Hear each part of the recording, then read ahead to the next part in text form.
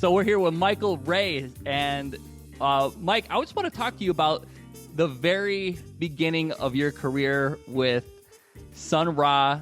I think it was back in 1978 you joined Sun Ra, and then a year later into Kool The Gang. Can you talk about maybe some of your early experiences joining Sun Ra and then joining Kool The Gang a year later? The best gig has always been with Sun Ra, as far as most rewarding. It's good. I told a couple court members, there's no merit to be the world's best unrehearsed band. So, and that was built into me from Sun Ra.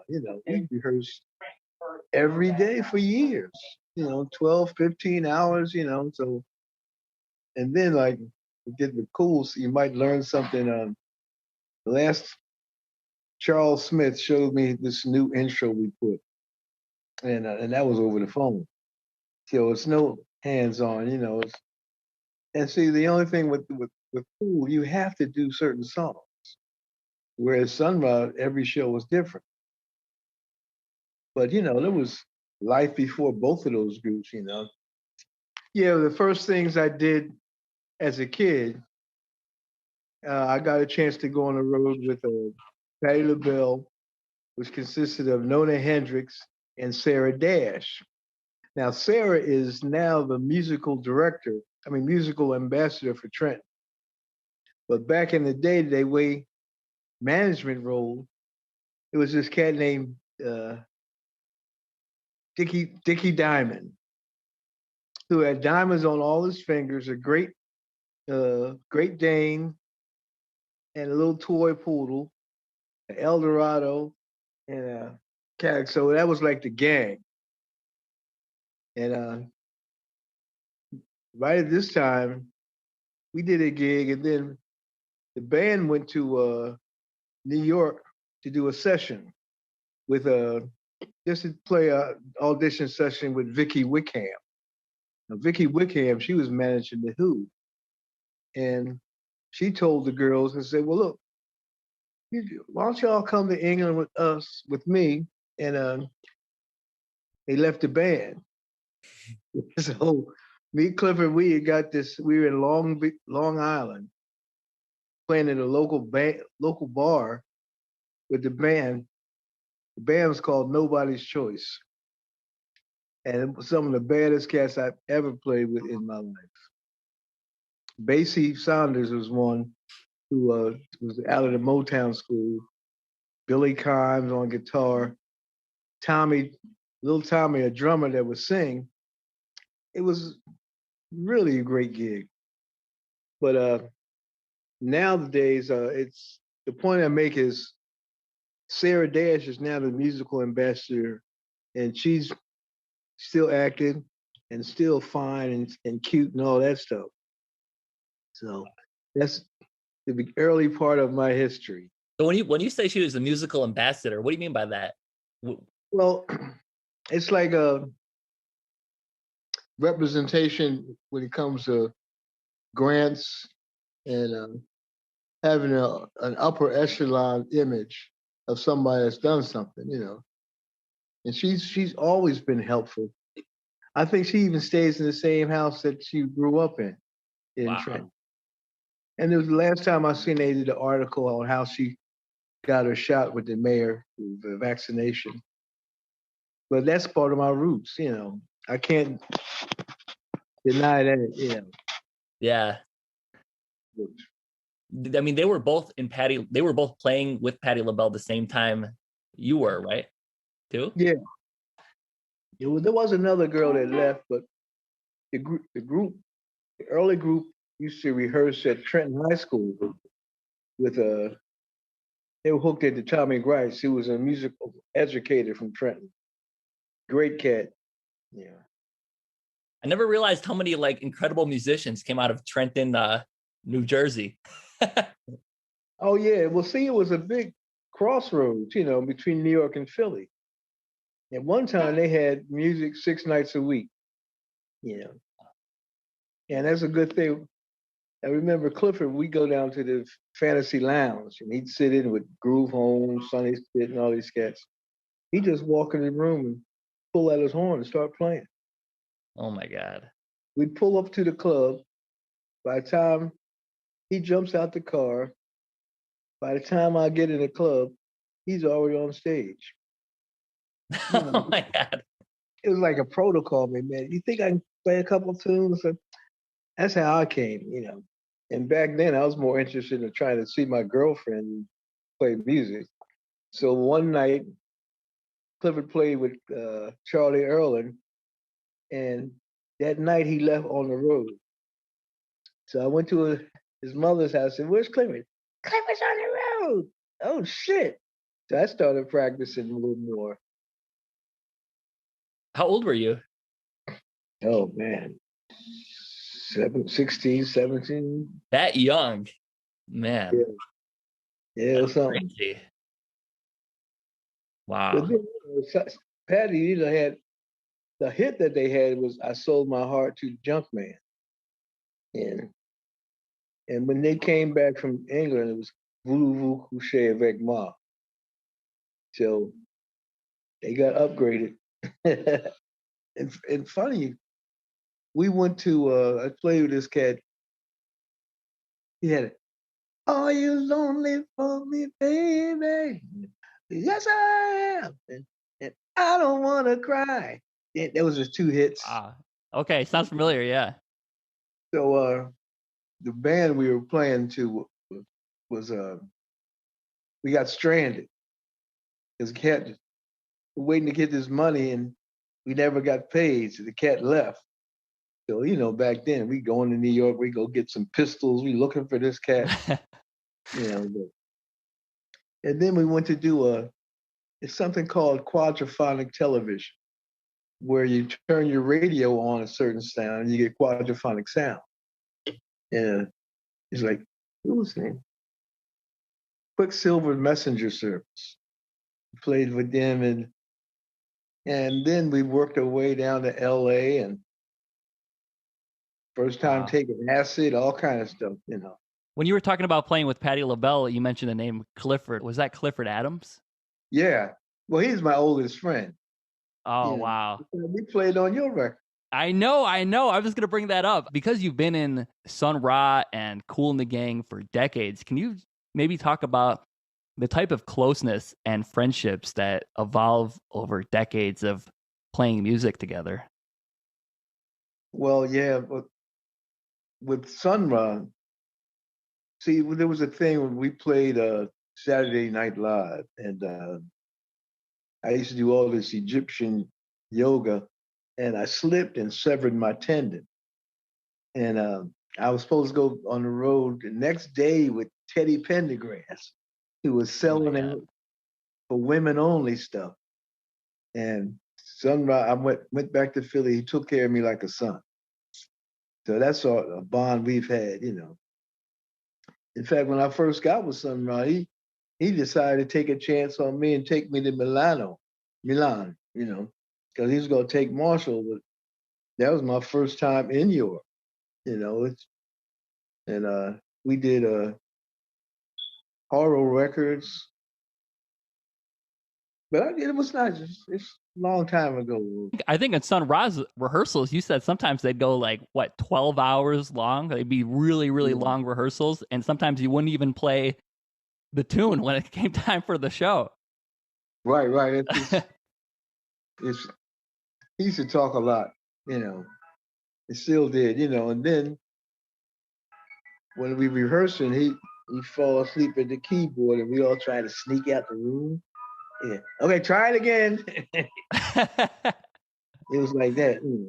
I was reading your discography, and just to give everybody a sense of how many records Mike has played on, you have a PDF, and it's 4 pages long, single spaced, and it has every album that you've ever played on. And it is I couldn't even get through it all. But I will say that in 1978, you were on 6 albums that year, and 5 of them were with Sun Ra. And I thought that was really, really interesting. He put out just so much music. Is the fact that he was just so versatile is what really gravitated you to to Sun Ra in particular? Back in the 70s, we were at a variety art studio in New York, and we came up with about 7 or 8 albums. One I mixed. There's one we had what's his bass player? It was John Gilmore, Sam Ross Celeste, and I can't remember the bass player's name, but it's one of the best albums I ever done. You know, but I've mixed, helped mix Sun Ra since I've been in the band. But the first thing we did with Haro, I wanted to try to overdub and stuff. He wasn't overdubbing. No, shit. He was always the first take person. Wow. It In sounds fact, like you one were. time- Huh? It sounds like you were always a part of the composition side of things too, the writing side of a lot of these records. It had so many charts. He would, believe me, so much music. When I first got to his house, they got milk crates filled with music. There was even music in the refrigerator. So, and it could be the middle of the night. He'd knock on your door and hand you a chart. After decades of touring, I'm sure anyone would just be like, show me my hotel room, tell me when it's time to go to work.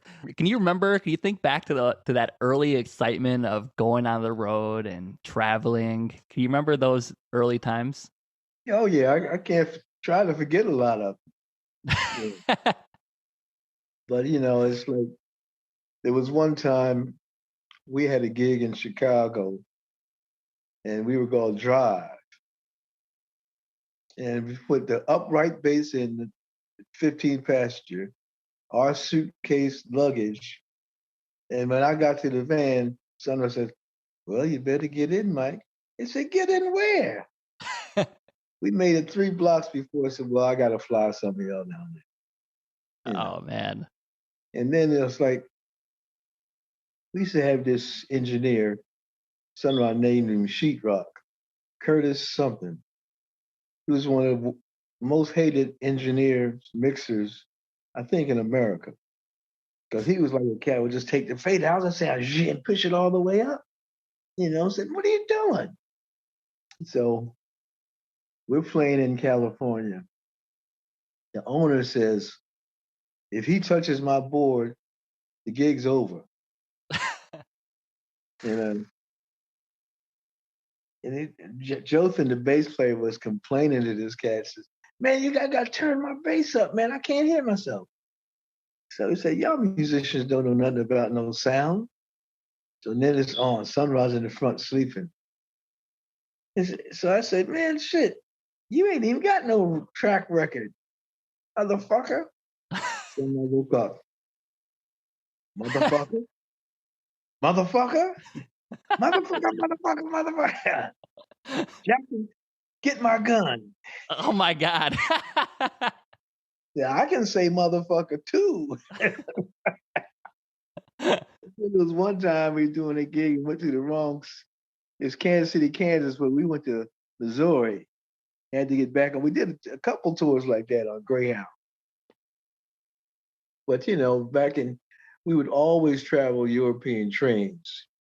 And the system was when the train would pull up, one cat would throw the stuff through the window. Jackson grabbed his big drum because some of these stops, it was only 3-4 minutes. So years of that.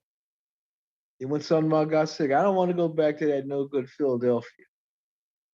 He put on a stone any place but Philadelphia.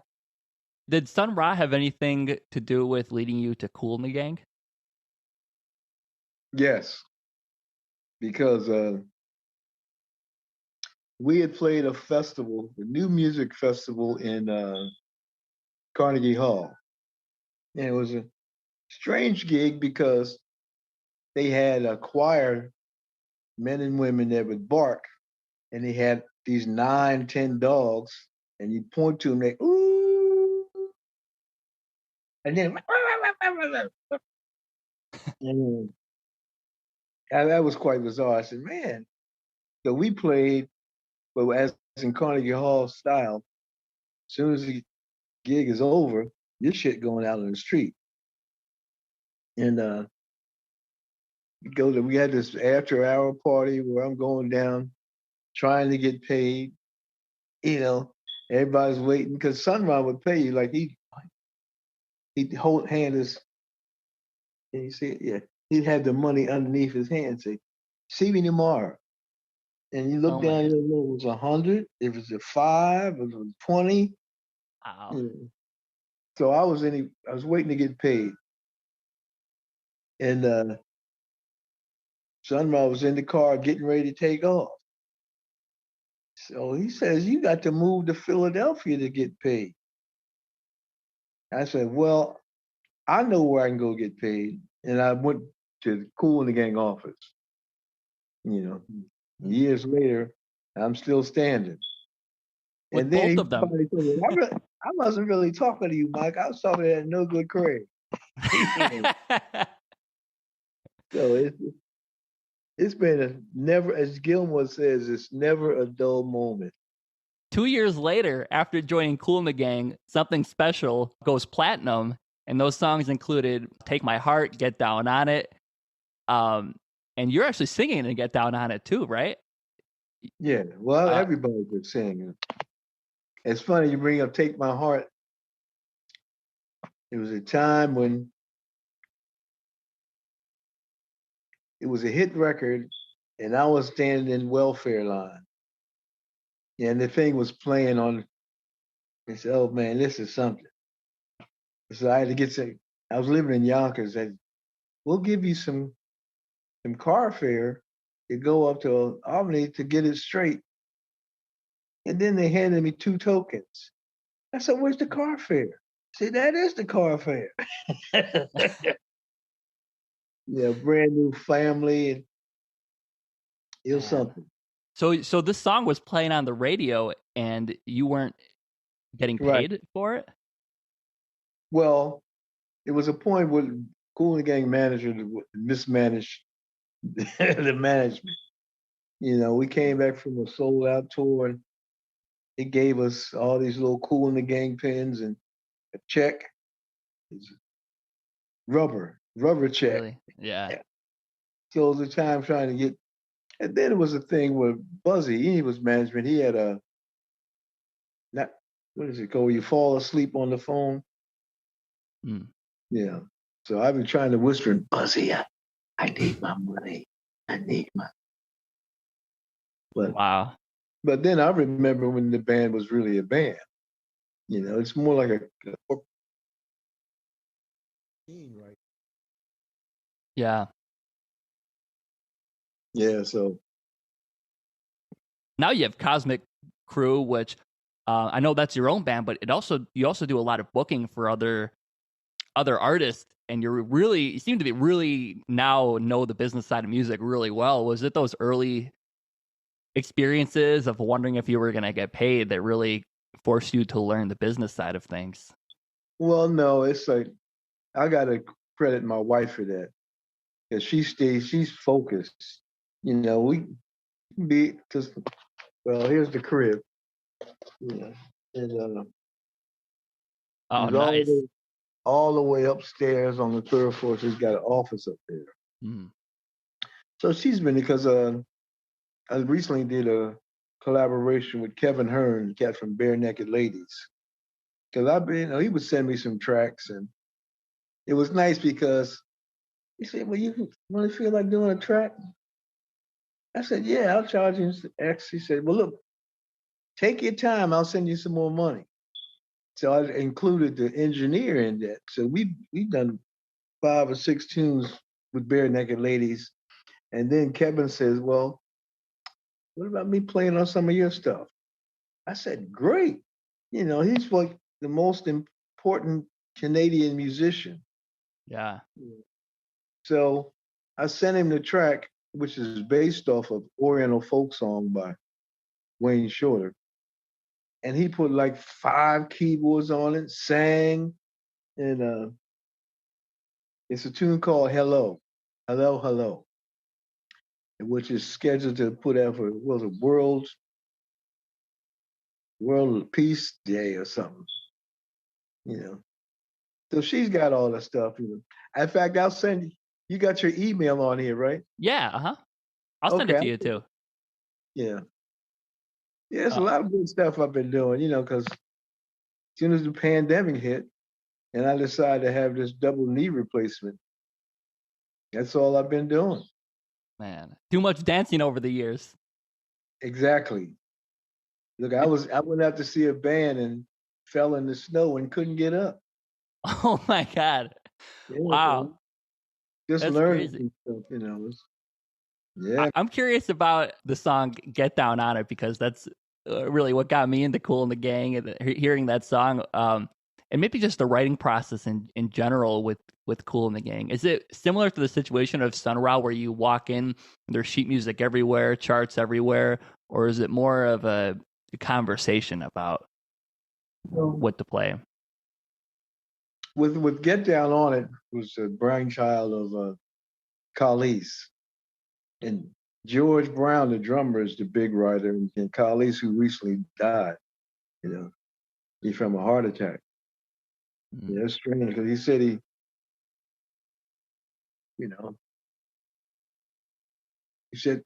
had a sore throat or something, gargled with some salt, and went in the next room and dropped dead. Oh my God.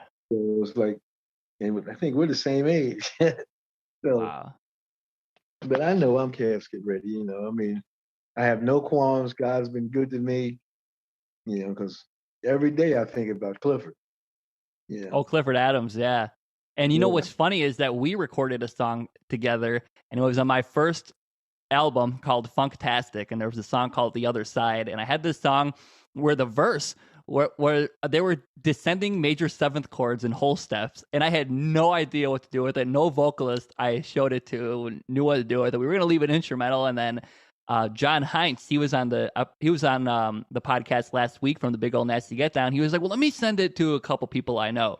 And he sent it to Kendra Foster, who co-wrote Black Messiah and was in Parliament Funkadelic. I think she recorded it in a hotel room right before a P-Funk show. And then he sent it to you. And I thought what really made the song special to me was that Clifford Adams, the trombone player who passed away, he played a solo on it. It was his solo on the bridge. And as soon as I heard those horn lines, I was like, what?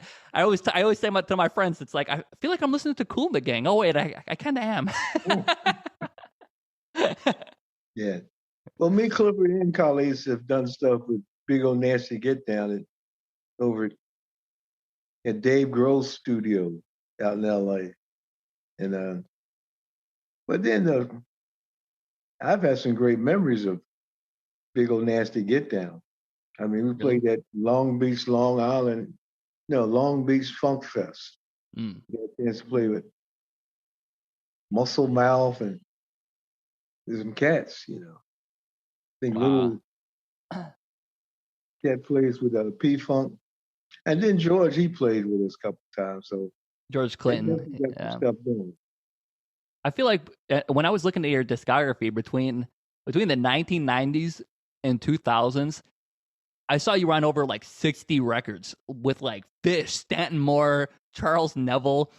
Right. Were these bands hiring you not only for your trumpet skills, but for your compositional skills too? Well, it's basically trumpet skills, because I had a company in New Orleans, and when I first met Gloria, who was running she had like 60 acts and stuff. And so when she got involved with me, she was just doing mine, just every day hitting it. So it kind of developed into being on the scene. I mean, the first Jazz and Heritage Festival press conference. And I went there. Of course, I had all this glitter on my face and arm. And the women were asking Gloria, I said, is he someone we're supposed to know? Oh, boy. But yeah, it's simple. Luckily, see, the latest thing is like the Laos group my wife, she got a group called La Funkalicious, Oh, and with all female horn players. wow. She's actually Sounds doing cool. some of her songs. And she's a good writer. She's from the Newark's first family of jazz. So it's a match. How do you think these artists have stayed so current over the years? You know, especially like with Sun Ra, Kool The Gang, and all these other different types of bands that you were recording with, like from 1979 all the way up until 2021. Have you seen the sound kind of shift over time with any of the bands that you've recorded with over the years? That's important. You got to change with the times, you know, because just like disco when that came out, you know, and the most music was being made by the new technology of programmable machines, and then before the jock, I'm the DJ, I make the artist. You ain't got, you know. So you go through that. Then it went through the mob connections, you know. But it sums up to that one statement in the music about the music industry. It's a long plastic hallway where thieves and murderers run free, and good men and women die like dogs. Then there's a negative side. So, yeah, man, cats hanging out hanging off the balcony. He said, "What you doing in there?" He's renegotiating his contract. Yeah. Oh my God! Yeah, Wow. what was your relationship like with Kool? Kool he hasn't changed a bit. He's always like that because, you know, we said that. I said, "Man, Kool, why don't you practice just some things?" And Stingray, I'm devoting a lot of energy trying to keep the ship alive, the ship afloat. And it was true. He's always on the phone. His wife said, "You can't bring that phone to dinner." And then they messed around and invented the Bluetooth. Oh God. Oh yeah. But Kool now is he's got his own brand of champagne called they Kool, and it's making some noise, and it's good tasting champagne. So Wow. he's always been there. Same thing. My oldest friend is George Brown. You know, he wrote Ladies Night, Too Hot, and all those other tunes, and he's got a beautiful studio out in L.A. You know. Did you always have that entertainment side to you in addition to playing trumpet, like the dance moves, the vocals? Did you always have that walking into Kool The Gang, or is that something that just kind of developed over time for you? I've always had that, you know. But see, it's like I did for 3 years with the Stylistics, and it was just that, a backup band. We wore these roach tuxedos, and we had to spray the drummer with high karate to walk through the audience because, you know, wearing this all the time. I started there at making $200 a week, pay your own expenses. Now, and then I finally, we went to Vegas one time, and just we could have had to stay off the strip, you know. And then it was like it broke up. I mean, they gave us a raise. I ended up making $400 a week because the original thing with Jack Barton, Universal Attractions, he said I never seen no musicians play these cats like this. If you work one day, you get $100 in that week. If you work 2 days that week, you get $200. If you work 3 to 7 days, you get $400, and that's at the very end. And then we had meetings with Russell, who was the lead singer. He said we had a meeting. He said, "If the band gets a raise, I quit." Well, I guess the meeting over. What band was this for? Stylistics. You make me Oh feel wow. brand new and all that Yeah. stuff. Wow, I had no idea you played with them too. Oh yeah, I was, you know, Philadelphia was the closest place. After I broke up with my girlfriend, I moved to Philly. and stayed with the drummer. I was working with about 7 different groups back then. But I went on the road with Stylistics. What was it like moving to New Orleans? Because you were there for what, like 10 years or something like that? Yeah. The more you live, the more you'll love that city. When I first got there, the cat came and picked me up with no shoes on it at the airport. I said, what are you doing? I mean, they sit down and have a crawfish boil and it's raining. Oh my God. Yeah, I was like, listen, I told so. Oh man. Wow. So I had a beautiful Rhythm and Muse was the name of my company. We were already in the mix. And the way that ended was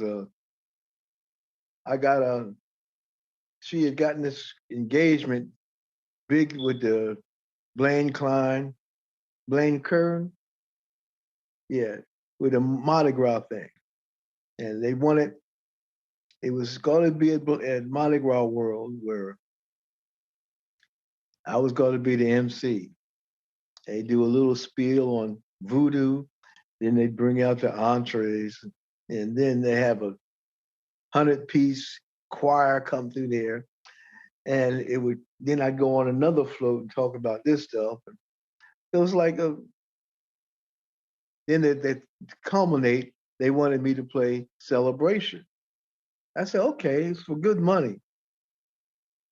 I got a call 2 days later from Sun Ra. Said, listen, we're going on a world tour.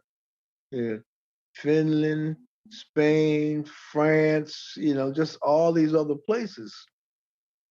So I got my drummer who can sing Celebration, and I got this actor to do the part, and I'm going to Europe with Sun Ra.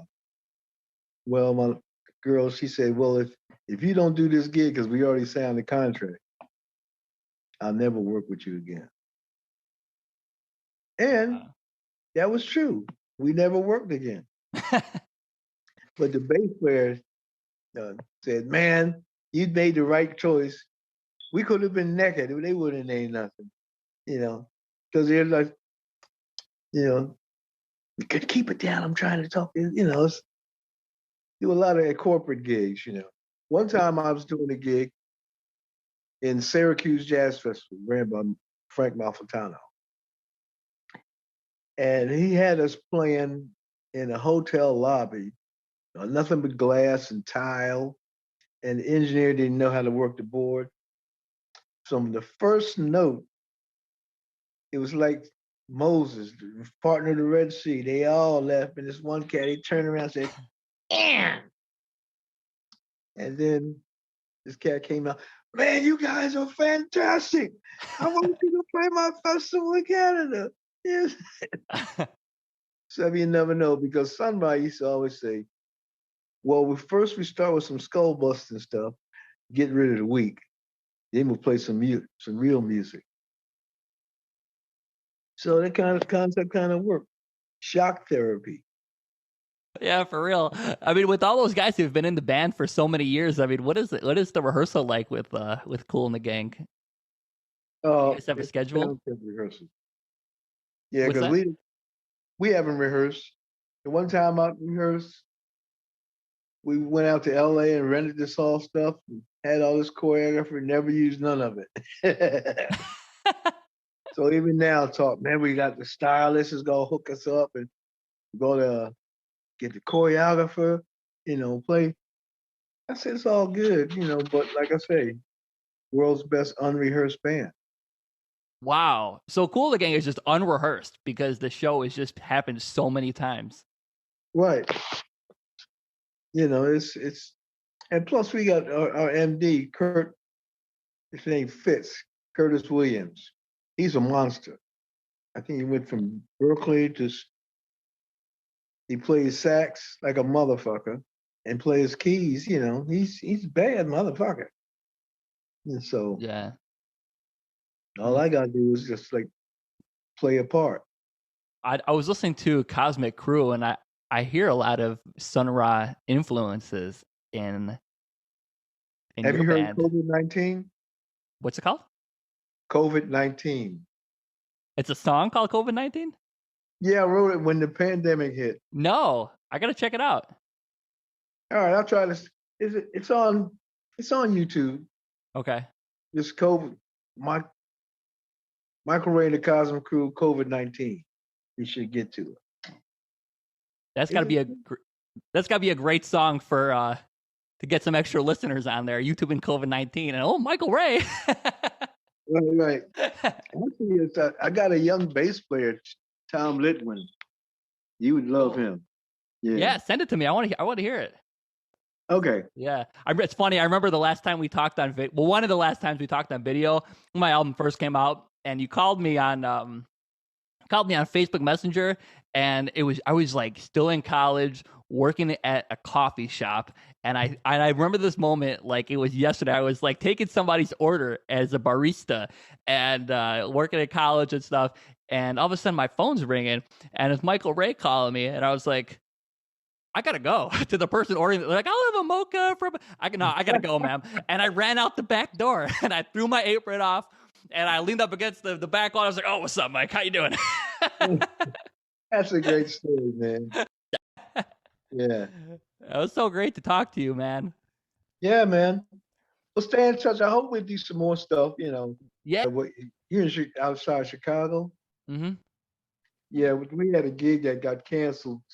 Postponed, so that's what we'll be doing. Yeah, well, let me know when you're in Chicago. Yeah, I will, man. Yeah.